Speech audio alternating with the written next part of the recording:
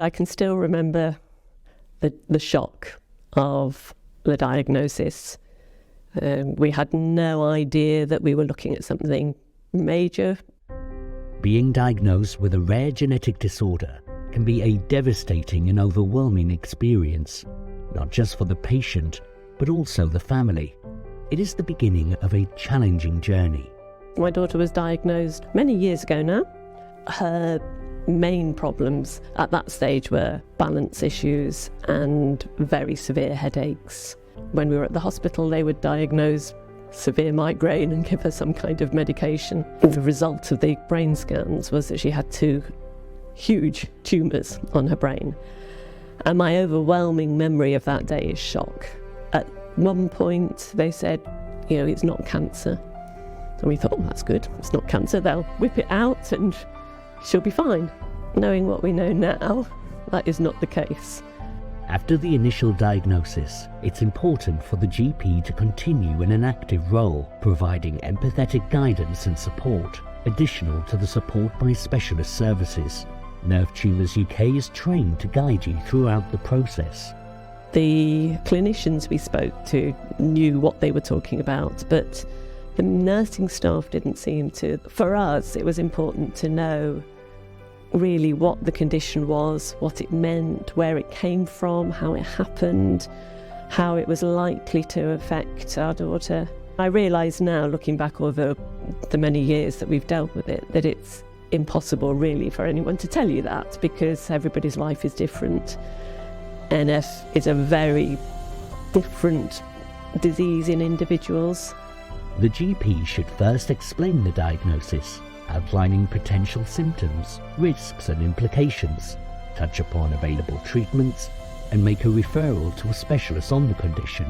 Nerve Tumours UK also offers a range of support services, such as peer support groups and counselling.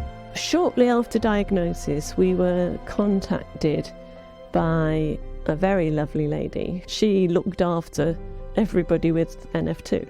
She was incredibly caring for the whole family, and she was very knowledgeable and was able to explain to us some of the implications of the diagnosis. So she worked really alongside the doctors to make plain what they were trying to tell us. And she was there as a great support, both emotionally and practically. After the initial diagnosis, the GP should continue to monitor the patient's progress and provide ongoing support and care. By working closely with the family, the GP can ensure that the patient receives the best possible care for the condition. The Nerve Tumours UK helpline has a particularly important support role in the period between a tentative suggestion of diagnosis and the appointment that gives confirmation.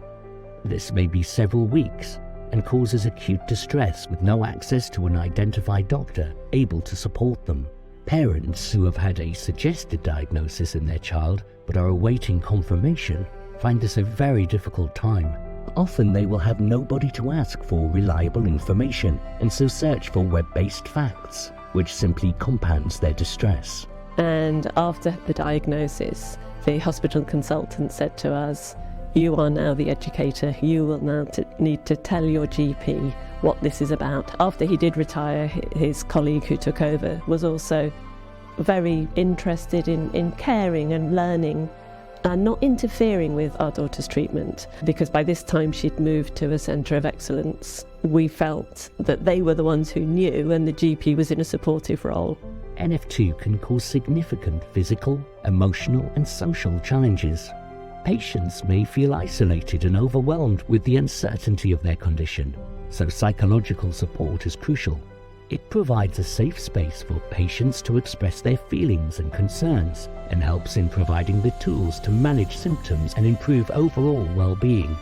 Parents, carers and the patient can all seek the added support of the Nerve Tumours UK specialist nurses by calling the helpline. Well, one of the things we felt fairly early on knowing that our daughter would definitely become deaf was what sort of help support psychologically, emotionally was there for her. So we asked this at one of our appointments, and we were met with blank gazes as if to say, well, why would anybody think that? So we were very fortunate that the consultant we were speaking with happened to know a consultant psychiatrist who herself had been deafened and was able to put our daughter in touch with her. It was something that my husband and I didn't get involved in at all.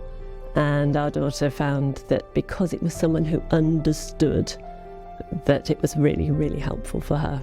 Family members also experience emotional distress and often require support to help them navigate the challenges of a loved one living with this rare genetic condition throughout their lives. Interestingly, my husband and I dealt with it very, very differently. I was more, let's find out about this, let's know what's happening, let's involve other people. And he was more, don't really want to talk about it. Yes, we cried together, we prayed together, we talked together, but that was behind the bedroom door. The public face was quite different. For me, finding those people that you can honestly share with, who you know are going to support you, and who are not just going to say to you, oh, it'll be fine, don't worry, but who are willing to sit with you in that dark place. Watching someone struggle with NF2 can be emotionally challenging. Everyone's journey is unique, so being flexible and adaptable to their individual needs is important. With the right support and understanding, a loved one can make a significant difference in the life of someone living with NF2. Our daughter has always been quite keen for us to be part of her journey. I think partly that's in recognition of the fact that she appreciates it's not just her journey, it's our journey as well.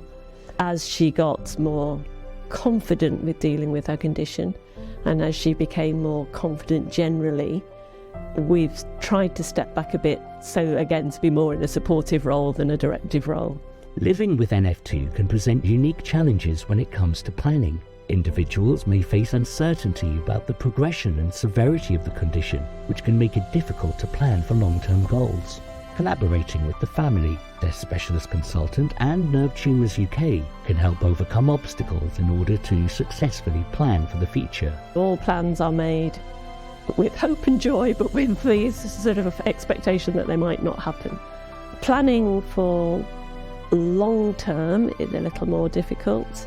It was really good for us to meet other families who understood. You didn't have to explain. Knowing that Nerve Tumours is there with their expertise and fighting and raising a voice for people with NF is great. Despite the challenges, it's important to reassure patients and their loved ones.